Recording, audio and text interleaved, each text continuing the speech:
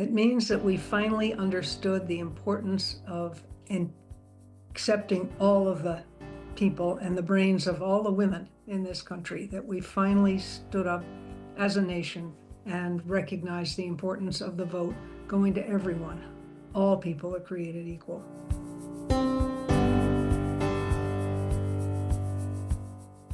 The 19th Amendment, ratified in 1920, was the constitutional foundation legally guaranteeing American women the right to vote, though African Americans and other minority women remained unable to vote long into the 20th century because of restrictive state voting laws. This amendment was a milestone because by securing a vote, over time millions of women were added to the voting rolls, and our four sisters began to gain the necessary leverage to have their voices heard and to gain a seat at the table in the male-dominated political and judicial systems. The amendment served as a catalyst, albeit unfortunately a very gradual process, for women to be taken seriously, enter and graduate law school, be accepted in the legal profession, and to be recognized for our skills and have the opportunity to be appointed as state and federal judges, or be elected to the judiciary in the states that hold elections. As a female state court judge for the past 33 years, nominated by the governor and confirmed by the New Jersey Senate, I am beholden to the women who work tirelessly to win the right for us to vote, the suffragists, by strategizing, organizing, petitioning, picketing, giving their lives for over a century, and allowing me to achieve this goal. So the 19th Amendment is about women's right to vote. So it really has to do with making sure women's voices are in the room. And I think that's so important in politics because the more voices you have in the room, the better the decision making is for everybody, because more diverse opinions are represented. But I also think the advocacy that went into the 19th Amendment is really important to think about. And what I want to say is Alice Paul is from here. She's from South Jersey and she's one of us. And her fight was fierce and it took a long time and there were so many obstacles, but she persisted. And I think there's something that all of us can learn from that when we fight for something we believe in, we also have to be fierce and persist through many obstacles and sometimes over many years. But our voices are important and they'll matter. I have 3 daughters, and when they were little, I would always take them to vote with me. I would take them into the booth, have them look at the buttons and see what all we were doing. So voting was always super important to me. I voted in every major election probably since I was 18. I never, though, really thought about the 19th Amendment, which is so odd because I'm all about women's empowerment and women's accomplishments. But the 19th Amendment, I never really thought about it until I saw Suffs. Suffs showed me these incredible women who sacrificed so much to give me and my daughters that privilege. So while indirectly I value the 19th Amendment because I value voting so much, I value those women more. The 19th Amendment is deeply personal to me, not just as Camden County Commissioner, but as a woman and a mother. It represents the voices of women who fought to be heard, so that today we can sit at decision-making tables and shape our communities. Here in Camden County, I carry that responsibility every day, making sure policies reflect the needs of families, children, and future generations. And as a mom, it means even more. It's about showing my kids, especially my daughter, that their voice matters, that their leadership matters, and they can make a difference. The 19th Amendment didn't change history. It continues to shape our future. I think reflecting on the 19th Amendment and everything that is done for not only women but the country, it gives me a lot of purpose and makes me feel very lucky to be living in a day and age where I don't have to fight for things like that. And also it gives me direction on being intentional with how I spend my time and how I dedicate my life in trying to help others and be aware of what I have now as a woman in this country and the things that are available to me that were not before. So spending time paying it forward and doing my best to, I guess, leave a legacy of being impactful with what I've done with my life. So what the 19th Amendment means to me is that it represents the fact that our country was built and created imperfectly, and it's our responsibility as its citizens to continue to push to make it a better place for everyone that lives here. And it also makes me think about how important comprehensive public education is, because a educated population is what is needed in order to continue to bring our country to its full potential. What the 19th Amendment means to me is that my vote gives voice to my personal values, beliefs, and decisions on issues especially affecting women and our country as a whole. My vote doesn't just matter to me, but it impacts others as well. So ladies, if you're 18 or older and not registered to vote, I encourage you to vote because your voice matters and your vote truly counts. I'm from New Jersey, so it's awesome to see you all bringing this story to life. Representing Team USA and New Jersey on the Olympic stage twice have been incredible experiences. It's made me think a lot about what it really means to have a voice. The 19th Amendment gave women that voice, the chance to be heard and help shape the future. In the Air Force, we talk about service before self, putting something bigger than you first, and this really connects to that. And as a mom to a daughter, it means even more. I want her to grow up knowing that her voice matters and that she belongs and she can make a difference. That all came from people who didn't back down, and that same spirit is in you. So keep showing up, keep speaking up, and break a leg with Suffs. Thanks again. The 19th Amendment to me is freedom. Both of my grandmothers were born in 1911. They were born prior to having the right to vote, and because I'm from a multicultural family, they still couldn't vote until the 1960s. It's been a time and a platform for me to be able to see their humble beginnings of everything that they've gone through this country and the fight that they had to make sure that women had the equality that they needed.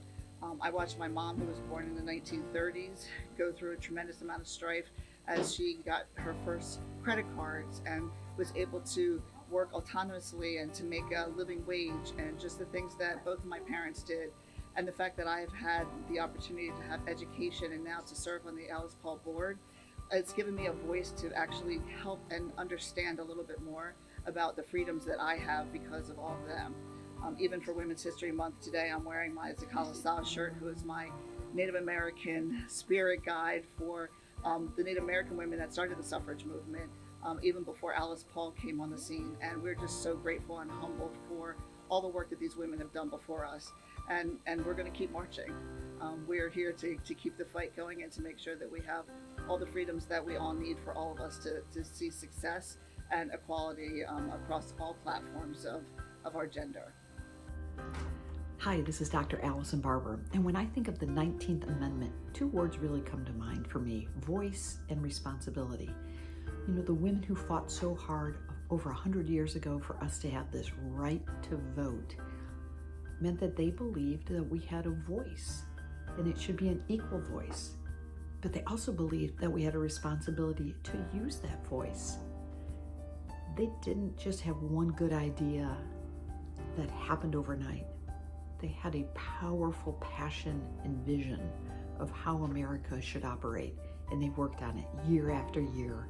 Hundreds and thousands of women engaged, supportive, and determined. So when I think of the 19th Amendment, boy, I'm inspired by their tenacity. They never gave up until they accomplished their goal. And I'm humbled by their legacy. Their work not only benefited their generation, but every generation that followed. I happen to be in the area of sports for girls and for women, and I think about what's our legacy? How are we using our voice today to support not just girls today, but girls of the future for many, many decades to come? That's the power of the 19th Amendment, is that it doesn't mean that we accomplish something and sit still. It means that we accomplish something and we keep moving. We stay determined and focused, tenacious, and we use our voice. Having the right to vote means we have a responsibility to vote. Having a right to vote means we have a voice. Democracy gives us a voice, but responsibility requires us to use it. What's your voice and how are you using it today? Not just for good things to happen today, but for good things to happen for people in the future. It took almost 150 years for the 19th Amendment to be passed, 150 years after the signing of the Declaration of Independence. It gave women a voice in democracy, finally. But that was really just the beginning. We have to work hard every single day to use our voice, to protect our democracy, and to ensure that our country provides equal rights for everyone. I'm inspired by the words of Susan B. Anthony. We must all go on with the work. My grandmother was born just 6 months after the 19th Amendment was ratified. 2 generations later, her granddaughter wasn't just able to vote, she was on the ballot and elected to office in Cherry Hill, New Jersey. When I think about that, it takes my breath away. I'm Jill Holnick and I serve on the Cherry Hill Township Council. If we've come this far in just 2 generations, it has me wondering what the next 2 can bring. Women see the world differently. We notice things, we feel things, we prioritize things that too often go unheard. These perspectives belong in every single room where decisions get made. And you don't have to run for office to make an impact. Though to be honest, we do need more women who will. You can lead in your classroom, your workplace, or your neighborhood. Use your voice to speak up, step forward, and be heard. The suffragists fought so we'd have that choice. My grandmother lived to see it, and I was able to run for office because of it. One day I hope someone tells a story like mine, about how much has changed in just 2 generations, and how young women like you helped make it happen. Now it's your turn. The 19th Amendment to the United States Constitution is important to me as a woman, mother, and educator because it represents the moment women's voices were formally recognized in shaping the future, not just politically, but socially and culturally. As a mother, it reminds me that I have both the right and responsibility to model civic engagement and empowerment for my children, showing them that their voices matter. As an educator, it connects me directly to my work in music and the arts, where expression has always been a powerful tool for advocacy and change. The amendment symbolizes not only the right to vote, but the broader idea that women's stories, creativity, and leadership deserve space and respect. So for me, the 19th Amendment was really an important moment in our history because we had always had freedom of speech. The 19th Amendment gave us the ability to do something with it. For me, as both a mom and as an elected official in our community, I see it as a responsibility, right? I mean, I am carrying on the legacy of the women who made this possible for us. I see it as a huge responsibility to set the standard for the women that will come after me, for my daughters, for their friends, for everybody who comes after me, which was really redundant. It's really unbelievable that it came about in 1920. I mean, it's like, why did we have to fight so hard for this right? It's really an important question. But then other women still couldn't vote. Black women, Latina, Native American. It's really astounding that it took 45 more years before there was real equity. And I think what I've learned from this job is that while these benchmarks are really important, the search for social justice goes on. It goes on. And so it is incumbent upon all of us every single day to ask ourselves, what does justice look like? What does it mean to have fairness and equity in our society? And then we need to be tenacious and relentless and to do all we can to make sure the world is a better, fairer place for all. Thank you. So the 19th Amendment stands for like a simple but transformative idea that every person has the right to think for themselves and to have those thoughts matter, to have their beliefs matter. The women who fought for it refused to accept a world where their thoughts and their beliefs were filtered through someone else. To me, the amendment is a powerful reminder that independence of thought is a form of freedom. That we were never meant to be subordinate to someone else's thoughts or someone else's authority. To me, the 19th Amendment represents the courage and determination of the women who fought for years to have their voices heard. It reminds us that change is possible when people stand up for what is right and work together to create a more fair and equal society. As a Black woman, the 19th Amendment really it signifies process but not full justice. Really, Black women in America couldn't vote for the 19th Amendment just because of things like poll tax, literacy tests, and just intimidation that kept Black Americans from voting. It wasn't until 1965, the Voting Rights Act, where all Americans could vote. It eliminated really the discrimination that Black Americans faced when it comes to voting.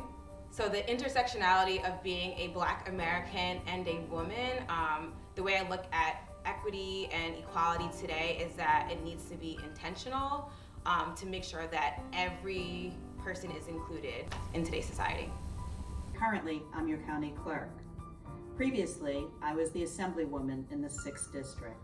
And as the assemblywoman, each and every day fighting for the families of New Jersey.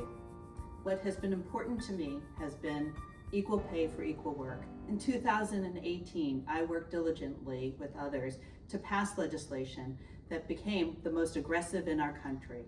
You see, it's important that as a woman, when we have the same position as a male, our salaries are equal to them.